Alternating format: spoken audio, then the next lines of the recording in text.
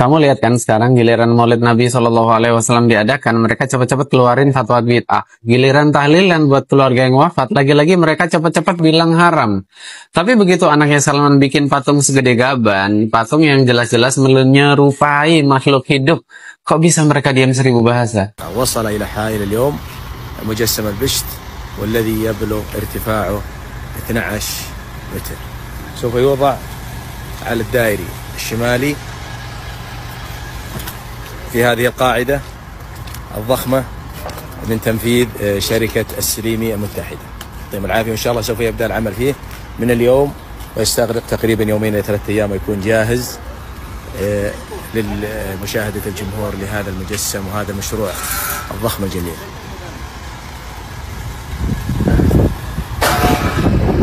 Apa ini yang namanya adil dalam agama?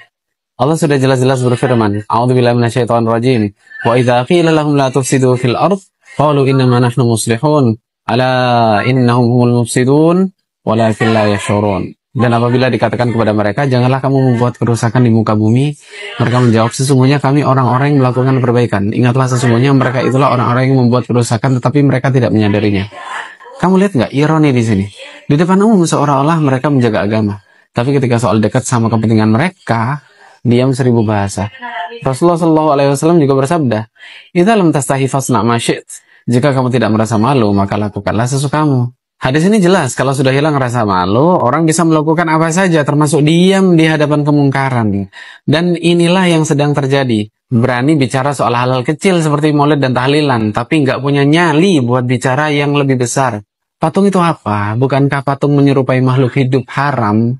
Nabi SAW bersabda, "Inna asyaddan nas 'adzaban 'indallahi yaumil qiyamah al-musawwirun." Sesungguhnya manusia yang paling keras kesaannya pada hari kiamat adalah para pembuat patung. Hadis riwayat Imam Bukhari. Maka di sini jelas banget patung itu nggak main-main dalam Islam. Tapi kok suara mereka mendadak hilang? Kalau memang peduli soal bid'ah dan syirik, kenapa nggak adil? Jangan sampai cuma berani pada perkara kecil, sementara yang jelas-jelas haram diam tak berkutik. Makanya sekarang umat harus pintar bedakan mana yang benar-benar menjaga agama dan mana yang cuma mencari kepentingan. Jangan sampai tertipu dengan mereka yang sibuk teriak-teriak soal sunnah, tapi diam ketika urusan yang lebih besar menghampiri. Hentikan keluhanmu tentang pemerintahanmu. Sudahkah kau lakukan tugasmu sebagai warga negara yang baik? Karena demi Allah, tidak akan memimpin gerombolan tikus kecuali seekor tikus. Bukankah Allah Maha Adil? Rakyat yang zalim akan melahirkan pemimpin yang zalim. Ini bisa jadi betul, ya. Namun jangan dipahami sepotong, sebab sebaliknya juga berlaku bahwa pemimpin yang zalim akan menciptakan masyarakat yang zalim dan rusak. Bahkan kerusakan yang ditimbulkannya itu akan bisa jauh lebih parah dan masif. Oleh karena itu, pernyataan hentikan keluhanmu tentang pemerintahanmu adalah pernyataan yang keliru. Di sini sang Ustadz Sunnah ini ingin menyatakan bahwa cukup kalian saja sebagai rakyat yang berbenah, tak perlu menyalahkan pemerintah, mengoreksi pemerintah. Jika kalian baik, maka otomatis akan tercipta pemimpin yang baik. Inilah pernyataan yang sangat keliru, sangat aneh, tidak adil, dan terkesan menyembunyikan sebahagian daripada solusi yang dicontohkan dalam sunnah Nabi SAW. Sebab jika pemimpin yang zalim tidak perlu dikoreksi, maka tentu tidak ada perintah untuk menasihati pemimpin. Ad-dinun nasihah. Agama itu adalah nasihat. Sahabat bertanya, ya Rasulullah, bagi siapa ya Rasul? Di antaranya beliau menjawab, wali a'immatil muslimin wa ammatihim, bagi para pemimpin dan kaum muslim secara umum. Dan kita bertanya kepada Ustadz Sunnah ini, andai antum hidup di zaman Nabi, apakah antum bakal protes kepada beliau? Padahal baginda Rasulullah SAW mengabarkan keutamaan bagi orang yang mengoreksi pemimpin zalim. Afdalu jihad kalimatu haqqin inda sultanin jair.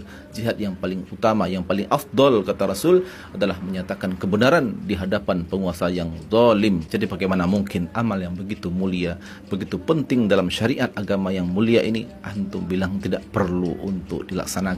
Bahkan ada faktor yang ketiga yang tak kalah penting untuk dikoreksi, yakni faktor sistem. Di mana sistem yang rusak, demokrasi, kapitalisme, sekularisme hari ini yang diterapkan bisa menjadikan pemimpin dan rakyat yang mungkin awal mulanya baik itu menjadi rusak dan merusak. Sebaliknya dalam sistem yang baik akan menjadikan semuanya baik. Rasulullah SAW bersabda, Madinah itu bagaikan tungku api pandai besi. Ia membersihkan kotoran karat-karatnya dan memurnikan yang baiknya. Inilah sistem Islam, sistem khilafah yang menerapkan syariat Islam yang ribuan tahun terbukti berhasil menghilangkan karat-karat perilaku masyarakat yang rusak, yang awalnya mereka gemar mabuk, membunuh anak-anak perempuan, menjudi, riba, berzina, membunuh sesama mereka. Kemudian mereka menjadi masyarakat yang baik karena mereka tinggal dalam sistem dan pemimpin yang baik. Namun jika Ustaz Sunnah ini hanya mempersoalkan, mempermasalahkan rakyat semata, lalu kemudian nyinyir kepada orang yang sedang memperbaiki, mengoreksi rezim dan sistem yang ada hari ini, itu sama saja antum sedang mempertahankan, bahkan membiarkan kerusakan itu makin menjadi-jadi. Na'udzubillah. Walhasil, wahai Ustaz Sunnah, rakyat ini sudah menanggung banyak derita. Begitu tega antum timpakan lagi seluruh kerusakan ini kepada mereka. Namun di saat yang sama, penguasa-penguasa zalim dan sistem rusaknya justru selamat dari lisan antum yang berbisa itu dan mata yang melotot itu. Semoga antum mendapatkan hidayah sunnah yang kafah, tidak lagi setengah-setengah. Wallahu a'lam.